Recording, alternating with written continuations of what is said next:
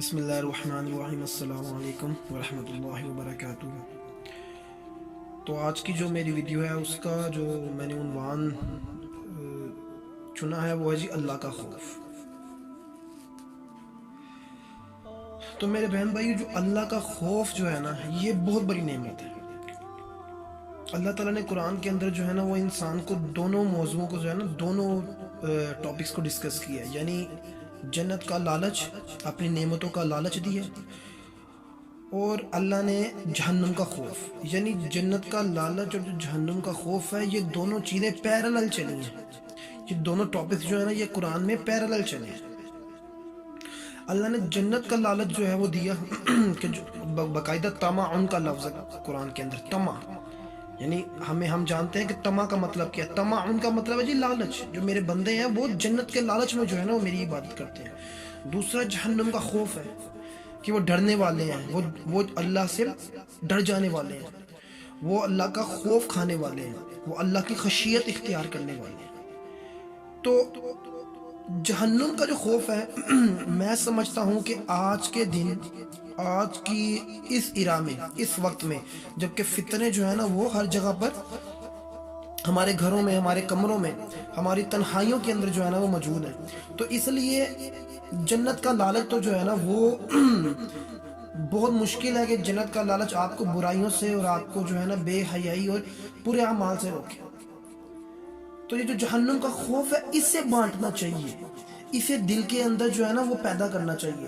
جہنم کا خوف کہ جیسے اللہ نے قرآن میں فرمایا کہ جو اللہ کے نیک بندے ہیں وہ جب اللہ کی آیتیں ان کے سامنے پڑھ جاتی ہیں تو ان کے دل ڈر جاتے ہیں، یعنی اللہ تعالیٰ کا جو ایک پیغام ہے وہ ان کے دل میں خوف پیدا کرتا ہے۔ جیسے کہ اللہ نے اللہ کے نبی کی جب قرآن مجید کے اندر تعریفات فرمائی تو فرمایا، اے نبی، ہم نے تمہیں ڈر سنانے والا بنا کر بھیجا ہے، خوشخبری والا تو بھیجا ہے لیکن ڈر، یعنی ساتھ پیرالل چیزیں چلی۔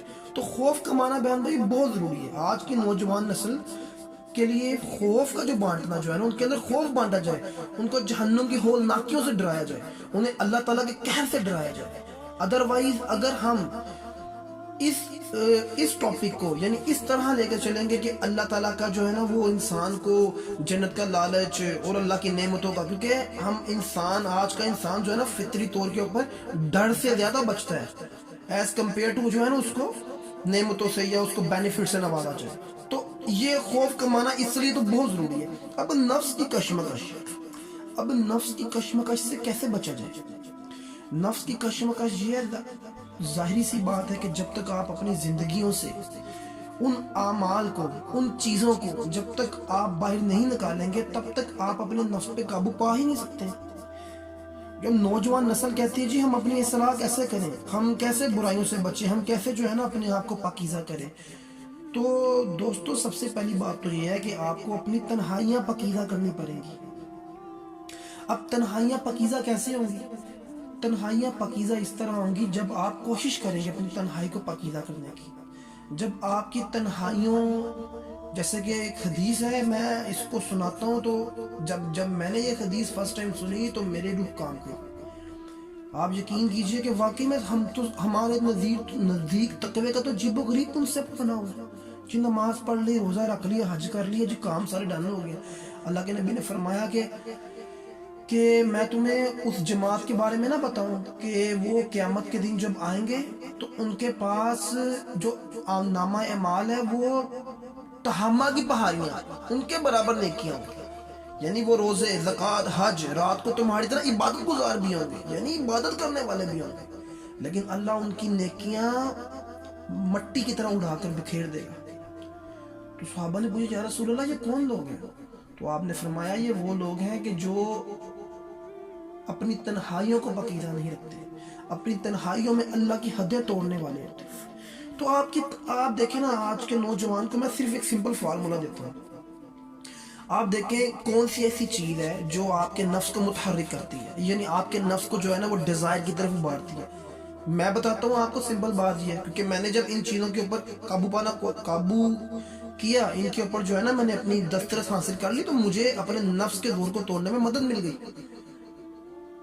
تو آپ نے سب سے پہلے دیکھنا ہے وہ چیز، یعنی وہ آپ کے ہاتھوں میں موبائل ہے۔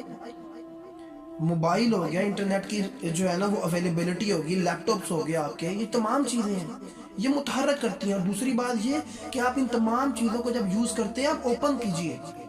یہ ہم نے شیطان جو ہے وہ ایک شیطان، آپ کیا لگتے ہیں، آپ کو کیا سمجھتی ہے کہ شیطان جو ہے وہ آرام سے بیٹھا ہوا، اس کو کسی چیز کی پریشانی نہیں ہے. اس نے تو اللہ کو چیلنج کیا ہوا کہ میں تیرے بندوں سے ان کے ایمان کا حصہ لے کر چھوڑوں گا.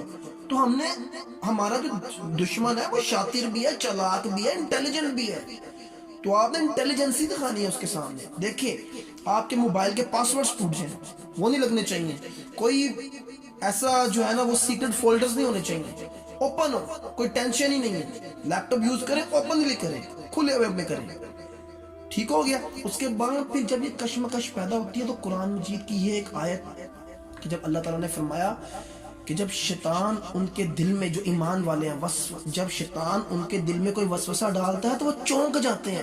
آپ نے چونکنا ہے. جیسے ہی آپ کی طرف کوئی ڈیزائر آئیں جو اللہ کی حدیں توڑنے والی ہیں، آپ نے چونکنا ہے. آپ یقین کیجئے، آپ اپنے دماغ کو جو ہے نا، یہ دماغ ہمارا جو ہے نا وہ پورے کمپیوٹر ہے، آپ نے اس کو ایک یہ والا فیڈ کر دینا کہ جیسے ہی میں ڈیزائر کی طرف جاؤں گا تم نے مجھے سگنل بھیجے گا. آپ یقین کیجئے وہ بھیجے گا. تو آپ کی جیسے تنہائیاں پکیزہ ہونا شروع ہو جائیں گی، آپ یقین کیجئے آپ کی اصلاح ہونا شروع ہو جائے گی. باقی پھر عبادات کے معاملات، وہ تو دیکھیں کئی ایسے لوگ ہیں، میں نے بتایا نا، جو تہامہ کی پہاڑیوں کے برابر نیکی ہیں. اٹس مین وہ نیکیاں کرتے ہیں، ہم بھی اپنے آپ کو تسلی دے لیتے ہیں. لیکن ہم جب اپنی تنہائیوں کو پکیزہ نہیں رکھتے ہیں تو یقین مانیے آپ کے گناہ جو ہے نا وہ نیکیاں ریزہ ہو جائیں گی. تو آپ کو یہ چیزیں ضروری رکھنی چاہیے. خوف کا معنی ہے کہ آپ کس طرح جو ہے نا وہ، آپ امیجن کیجئے کہ ہلکا سا ہماری انگلی کے اوپر جو ہے نا وہ کچھ آگ کا کچھ ایسا اثرات ہوں تو ہماری نیند بیدار ہو جاتی ہے. تو آپ کیسے برداشت کر سکتے ہیں اس قہر کو، جس کو اللہ نے فرمایا ہم نے انسان کو اس کا ایندھن بنایا ہے، جنات، انسان اور پتھروں کو اس کا ایندھن بنایا ہے. آپ کو خوف کمانا چاہیے. اللہ قرآن میں کہتا ہے پتھر اللہ کی خشیت سے جو ہے نا وہ سجدے میں پڑ جاتے ہیں. پتھروں کو خوف ہے، پتھروں کو خوف ہے. تو آپ کو خوف کرنا چاہیے، کمانا پڑے گا. کوئی رول نہیں ہے، کوئی فارمولا نہیں ہے. یا تو اپنے آپ کو ریڈی کر لیجئے کہ جہنم کی آگ میں جلنا ہے، یا پھر اگر آپ نے ارادہ کر لیا کہ نہیں، ہم نے دیکھیں آپ نے الٹیمیٹلی اللہ کی طرف پہنچنا ہی پہنچنا ہے. دو راستے ہیں آپ کی طرف، آپ نے اللہ کی راستے کی طرف جلتے ہوئے پہنچنا ہے، یا آپ نے اللہ کے راستے کی طرف جو ہے نا وہ اطمینان سے پاکیزہ روح کی طرف پہنچنا ہے. جیسے کہ اللہ کے نبی نے فرمایا کہ جب ایمان والوں کی روح نکالی جاتی ہے تو فرشتے کہتے ہیں پاکیزہ روح، اے پاک روح، چل تیرے رب کی طرف. تیرے رب نے تیرے لیے انعام و کرامات جو ہے نا وہ قائم کر رکھی ہے. تو آپ اپنی آخرت کو دیکھیے، جب تک آپ خاتمہ بالخیر آپ کا اچھا کبھی بھی نہیں ہو سکتا جب تک آپ کی زندگی کا جو ہے نا وہ خیر میں نہ گزری ہو. جب آپ کی زندگی شر میں گزرے گی تو خاتمہ بالخیر کی توقع کرنا بالکل ایک غلط بات ہے. تو میری آپ سے گزارش ہے کہ آپ کوشش کیجئے، انشاءاللہ تعالی اللہ تعالیٰ جو ہے نا وہ آپ کو مضبوط کرے گا، اللہ تعالیٰ آپ کی مدد کرے گا، کیونکہ اللہ تعالیٰ ہدایت طلب کرنے والے کو ہدایت دیتا ہے. وآخر الدعوانا الحمدللہ رب العالمین.